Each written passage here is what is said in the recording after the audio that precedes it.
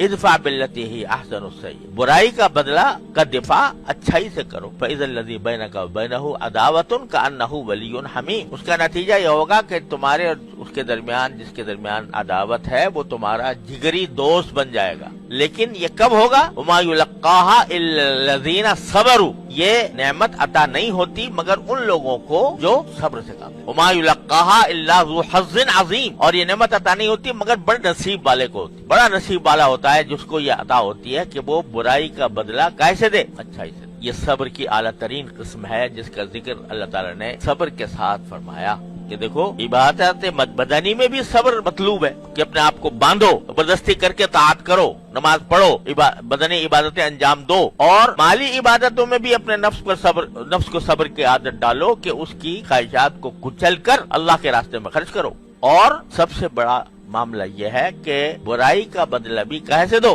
अच्छाई से। ये अंबिया किराम का शेवा होता है, ये सहाबा किराम का शेवा है, ये औलिया इज़ाम का शेवा है कि वो बुराई करने वाले किसी के साथ भी अच्छा